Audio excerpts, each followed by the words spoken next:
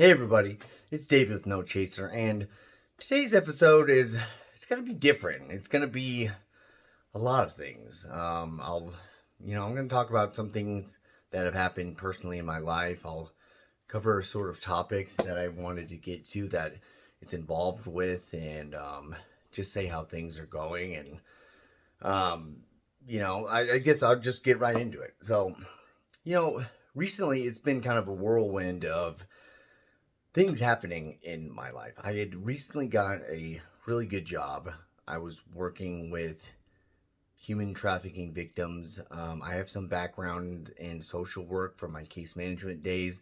I have a degree that's a concentration in sociology, but I've during my heavier drinking days, I was just doing sales, and then when I was mostly sober, really working recovery, I did the good stuff of social work. And um, I was working this job working with victims of sex trafficking and sometimes labor trafficking, but mainly, unfortunately, sex trafficking in the Omaha area. And it was a great job. The people there were amazing, and I had a kind of a mental breakdown, and things were bad as far as like my depression at the time, and it was so um,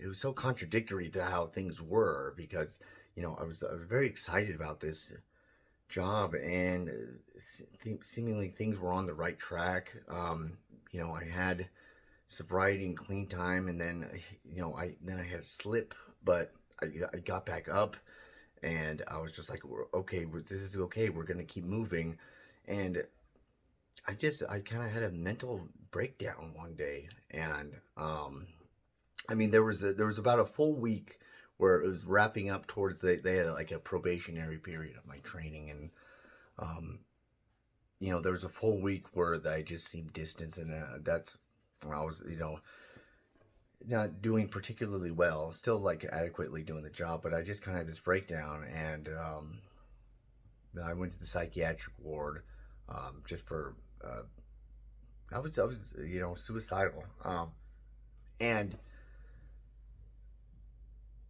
they they took that into consideration.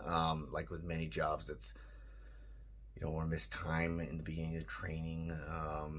And they also worried about your mental and emotional capabilities to do this, which is funny. The thing is like with the in case management, I worked in child welfare. I've also worked with the severely mentally ill. It's never been the subject matter that has been too hard for me to do.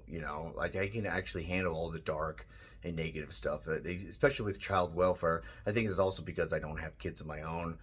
I can manage all that bad stuff, but it was just my own problems that I couldn't do it, make it through, or sustain the job. And then, so with this one, they kind of put it. It was in a they were mulling it over. I was in a case and review, and they decided to let me go. And it was, man, it was a bummer.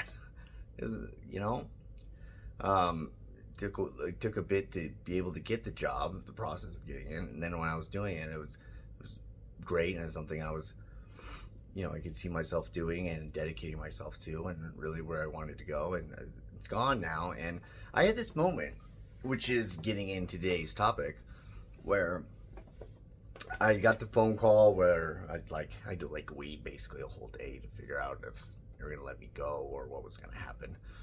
Um, and I got the call, and there was this moment where I kind of knew it was gonna happen, but there was still hope that maybe it wouldn't.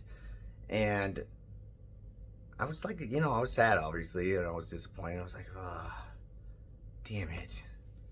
This things had been going well, and they're like turning a corner, and this is such a big setback. And there was this big pole. I remember that felt in this weird moment. This like almost like I could see my thoughts from a different perspective. There was this pull to feel bad for myself because things sucked, and I was just like, "Damn it, man! This was what was going to turn things around. Things were going good, and I just had this. This is unfair. Like, I get that they want people to be mentally stable, but like I could prove that I was like they could give me another chance, and isn't it like we learned all about this trauma informed care and the state of taking care of yourselves, like mental health awareness. Like, what the? They're just gonna can me, and now now I'm out of this job, and now I have to worry again about finances and all this stuff, and crap, this was a bigger company in my local like area, so all the other jobs that they provide in social work I'm not going to be able to apply for, and now I'm just wanting to use and drink again, and just damn. And I felt this sense that I wanted just to, I don't know, it was like looking at myself, I just wanted to feel bad for myself. And I've been in this position before, and I think there's a pull to it because there's maybe a sense of you're giving yourself compassion, possibly, but this wasn't quite compassion. And I'm gonna throw out the word now, that it's hard. It's hard to put forth to people when they're in times of struggling, because they can get defensive, or it can seem mean spirited. But self pity, you pity yourself, and nobody wants to be accused of that. It's like if somebody's struggling and you're just like, you say you're just doing your self pity, and they're like, man, I'm going through hard times, and you just think like I enjoy this, I like this, and it could be taken the wrong way for certain, but there is a difference between being compassionate to yourself and then self pity. And I was sitting in the car, and I was just like, yeah, man, things do suck. Yeah, and it was this pull for this embrace to, it was a pull, I know, to feel bad for myself.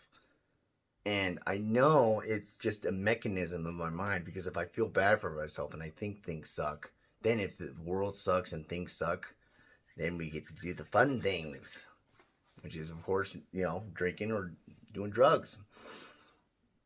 And I sat in the car, and I was just like, yeah, this is super Bummersville, but no, I'm not gonna feel bad for myself, like just, oh, poor David. Um, I'm gonna acknowledge that this is hard, but I can't fall into that, because if I just start believing that all this is too arduous and it's hard to take on, and I start making things insurmountable, when you make you push your sort of like any carrot or wants or desires too far away, and you make it impossible, and you tell yourself that, it then gives you license to just say F it.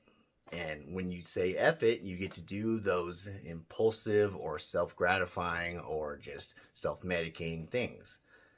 And I was in this, I was caught in this moment where I could really feel it viscerally, that I was just like, yeah, it sucks. If I had something in my hand, I'd throw it on the ground or something. Or I was just like, no, we're not going to feel bad for ourselves. This does suck. We need to do something about it. We don't need to freak out about it. I'm not going to do what you think I'm going to do and freak out about it. I love that quote. I think it's from Half Baked. I don't know.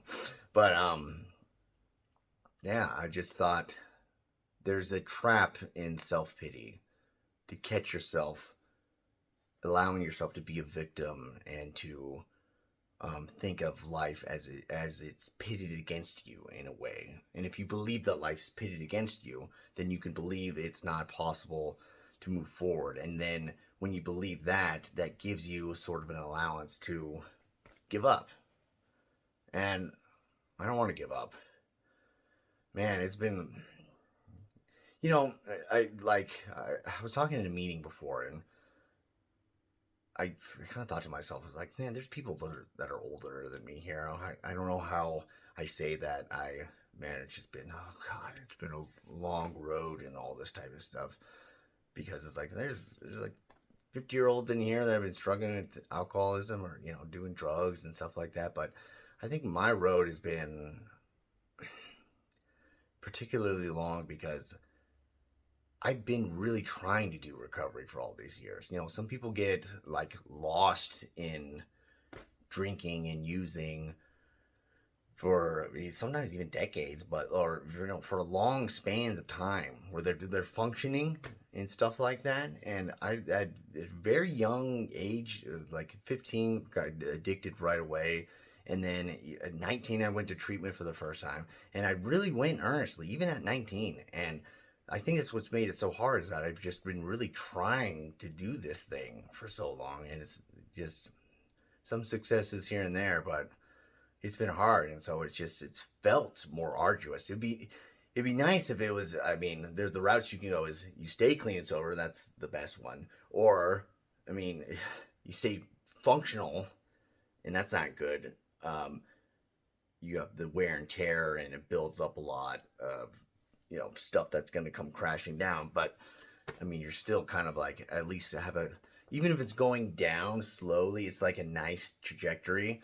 But my life has been so full of like really trying to get better and having long-ish stints of sobriety and then relapses, and it's just like there's so much friction that's made this exhausting. And so I think that a lot of that came to a head, and I just wanted to be like, man, dude, this is not gonna work out. I hate this. But I can't think that way, even if I kind of secretly believe it sometimes. And, depressive, pessimistic thinking.